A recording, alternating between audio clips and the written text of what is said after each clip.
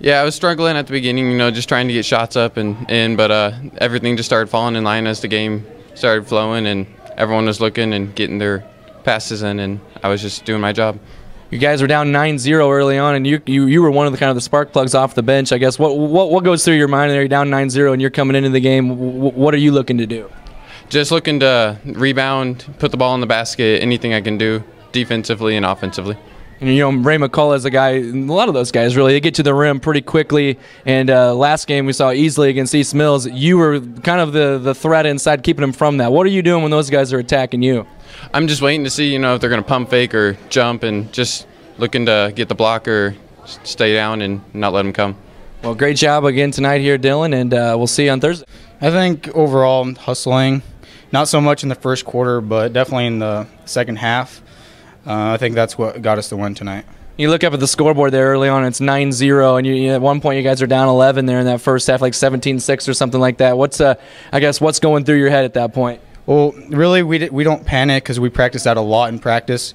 Actually, this whole week, that's what we've been practicing, being down by like a certain amount. So we kept our composure tonight. And it seems like you guys are always down at some point during the games. Is that just I don't know? What do you say about that? Is it just something you guys like playing from behind, or you just get to take a while to get into the game, or what goes on there? Yeah, I think it's just taking us a little bit to get into the game as far as giving the crowd a show. And you generally do, Eric. Great job, and we'll see you Thursday. All righty, thank you.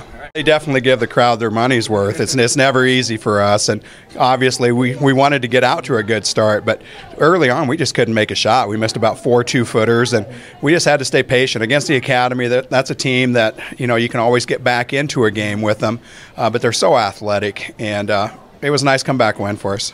Your leading scorers are Dylan and Eric Rodriguez, 14 points apiece. I don't know if you got 14 from those two guys, probably expect to win.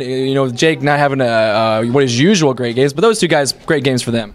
Well, it really was, and the way Academy plays with their pressure and the full court press, Dylan got a lot of stuff just in transition, and then so did Eric on fast breaks off the press break. And Jake, we just couldn't get him the basketball. We didn't run half-court offense hardly all night long just because of the pressure and the press. And we kind of, I thought at the end we'd pull away a little bit, but we didn't shoot the ball very well from the free throw line and had some turnovers, and we just couldn't put them away. Dylan, I thought, was a big part of the defense and kind of slowing down Ray McCullough a little bit and getting to that rim. What were you telling him in terms of what he needed to do to stop him? Well, we just told him to hang out by the basket, and McCullough is such a good athlete, quick, and he has that spin dribble back to the middle, and they hurt us a little bit on penetration and kicking out for 3, so we wanted to stay at home and kind of have Dylan in front of the basket to take away some layups, but it didn't work out the best, but we got some stops late, and that was the difference. I know you mentioned Michael Coates, a little rusty, his first time out last, but he was really, really active in that fourth quarter. You got to like what you saw from him. Well, he's a winner. I mean, he always has been quarterback on the football team, and he finds a way to win. And a lot of these kids do. They find a way, and it's not the prettiest, but they get the job done at the end, and I'm so proud of these kids. But we're going to have to play a lot better on Thursday night. Yeah, I guess you don't know who you're going to play yet. So what's the kind of the talking point going into that game? What are some things you'd like to see more from?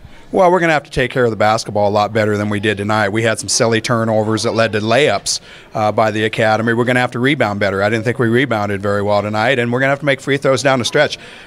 We were fortunate to win tonight. We were lucky to win. I don't think we necessarily deserved to win, but we'll take it. Coach, thanks a lot. We'll see you Thursday. All right, thank you.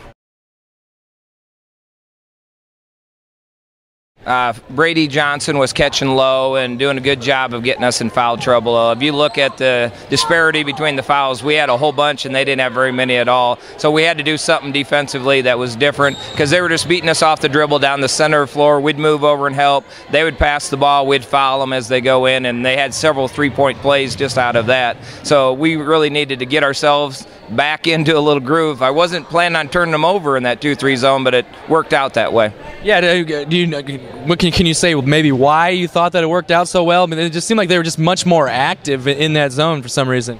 I don't know, because we haven't played a 2-3 zone very well all year long. So the top two guys, Mackenzie Lang, Jason Rusten, did a fantastic job of anticipating where the ball was going to go and get a hand on it. And we got several runouts there in a row. I think we got 3 in a row, and I think that kind of was a little bit of the turn in the third quarter.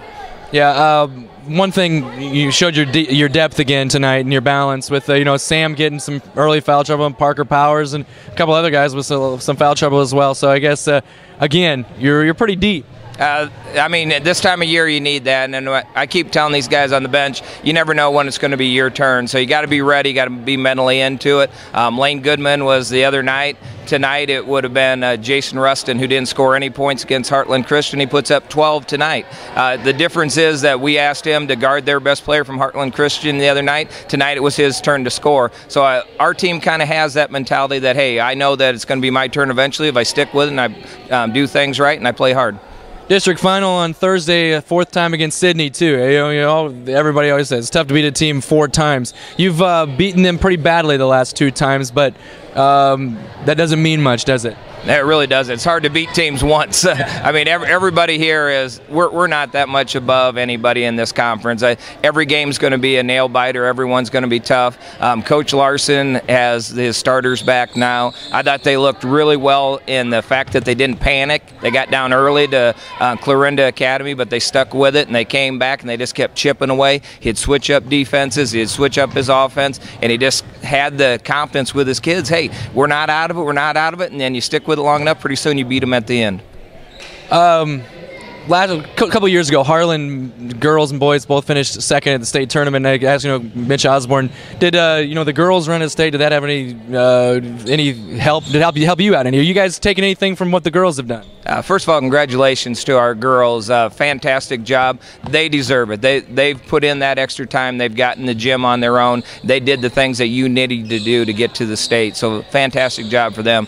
Actually, it's put a lot of pressure on our boys because they feel that pressure. Hey, our girls have made it. Now we've got to get it done. And I thought we were a little tight at the beginning of the game. We went down to Stanton early in that game, and I thought that was part of it, that we were feeling pressure that we normally haven't felt all year. So we got to shake that off and just say, hey, we're going to go out and play, and what happens, happens, and hopefully we'll get Sidney at Shenandoah. Coach, congrats. We'll see you there Thursday. Thanks, sir. We got to close out on the shooters easier. When we were in man, they would screen us down, pin us in, and we couldn't get out on the shooters.